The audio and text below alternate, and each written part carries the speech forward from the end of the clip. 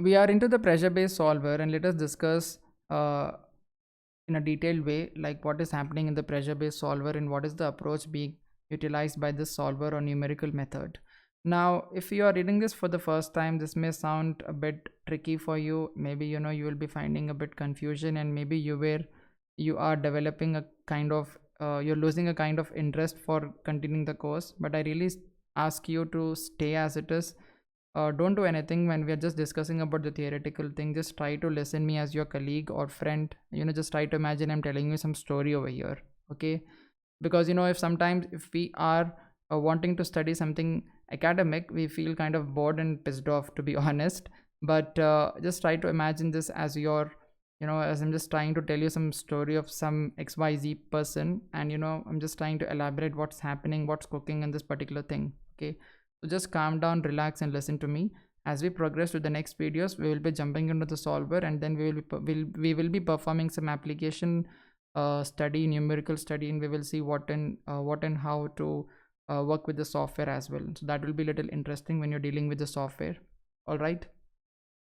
Now I could have also created a presentation for this, but the main source for getting the information is this manual itself, right? So what is the use of copying and pasting this data into the presentation and flaunting you as if I have created or I have written this? It's not like that. I'm just trying to be straightforward. Whatever resources or whatever sources I'm using, I'll be definitely sharing with you in the resources.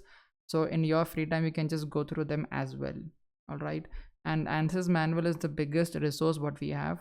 I don't think anybody can tell you any information beyond this as well, because especially related to the complete software, most of the information you can find over here. Apart from this, there are plenty of textbooks as well. For example, the Introduction to Computational Fluid Dynamics and many other latest versions of CFD books. So you can just download them and read them as well.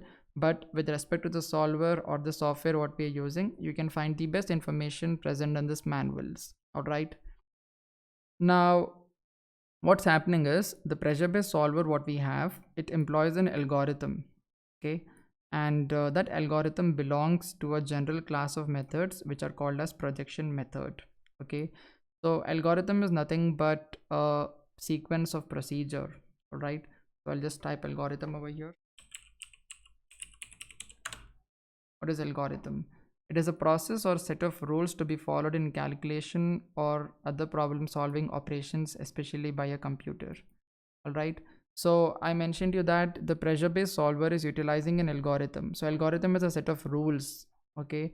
And that algorithm belongs to some kind of class of methods, and that class of method is called as projection method. All right.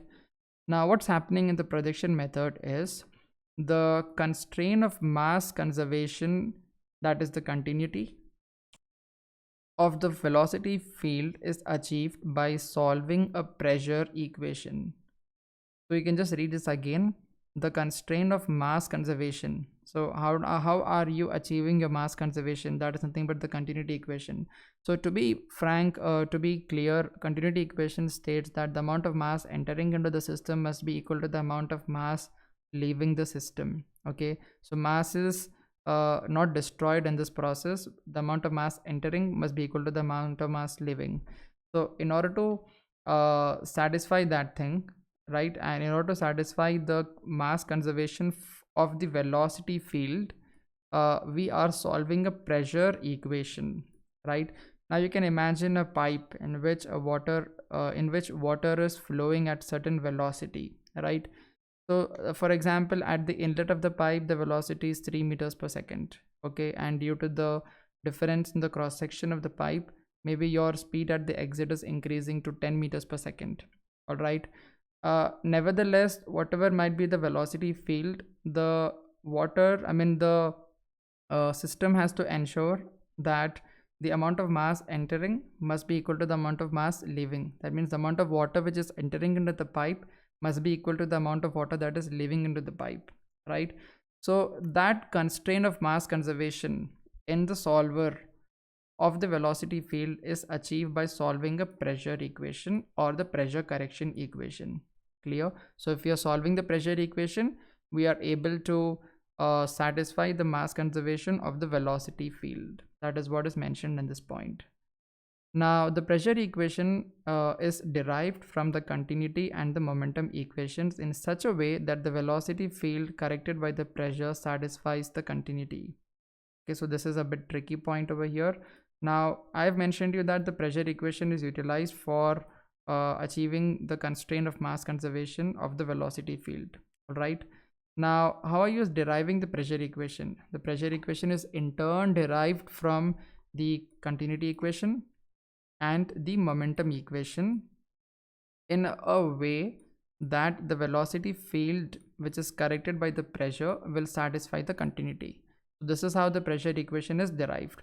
So this is a kind of tricky thing what we have, but try to read it again and again and try to understand the physical sense over here. That is more important as a CFD user. Okay, it is not required for you to by heart the lengthy equations and just try to waste your time on that. Try to understand what's happening in the background, what equation is doing what task, and you will be a good CFD engineer basically, or a CFD user, you can say, to be frank. Now, since the governing equations are non-linear, as I mentioned in the beginning of this course, and coupled to one another, the solution process involves iterations wherein the entire set of governing equations is solved repeatedly until the solution converges. So the complete solution of this governing equations is an iterative process. The equations are solved again and again, okay, in the control volumes. They are integrated and they are solved again and again until we have a convergence. So I mentioned you that the governing equations are converted to algebraic form of equations, and then we are getting some values, right? The values can be basically a numerical value, like it will be a numerical value, say 1 2 3 4. Okay, I'm just giving an example. It will not be 1 2 3 4. It will be something like 0.012, like that, something. Okay, now when do we decide to stop the solution? We need to stop the solution until those values fall below a certain value. Okay, and if those values after iteratively solving the equations reach or give us the numerical values which are below a condition, a benchmark value, then at that moment the solution will stop automatically. I'll repeat again this point. Try to listen very carefully to me.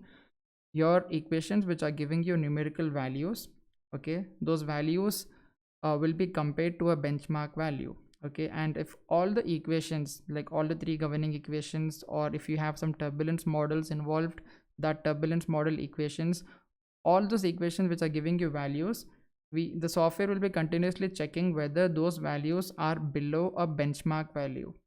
If those values, after solving them for 1,000 iterations, 10,000 iterations, or 1 million iterations, if your values are below a benchmark value, then the solution automatically stops giving you information stating that the solution has converged, right? So this is what is mentioned over here, that we are basically solving it iteratively, and we are repeatedly solving it until the solution is converged. Now, I believe you have understood something about the pressure based solver, or something has gone into your head about it. Okay, you're trying to understand, okay, this is a guy who is doing some kind of work, and the solver, the pressure based solver is basically helping us to solve the governing equations in a different approach. Okay, it is using a class of algorithm which is under the category of projection method. In that method, we are constraining the mass conservation or continuity of the velocity flow field by solving a pressure equation, and this pressure equation is obtained in this way, right? So these are interrelated things what we can understand from here, right? Now the next point what is stated over here is that the two pressure based solver algorithms are available in ANSYS Fluent. I mentioned to you that we have the pressure based solver considering an algorithm, right? The solver is employing an algorithm basically, and what kind of algorithm is it using? Okay, basically in Fluent there are two pressure based algorithms available for us. Okay, as we are looking at some cases, we can understand what type of algorithms are being used. So the first algorithm is called as a segregated algorithm, and the next one is called as a coupled algorithm. All right, so there are differences between both of this we will be understanding in the next video. So I'll just take a pause over here and let us move to the next video.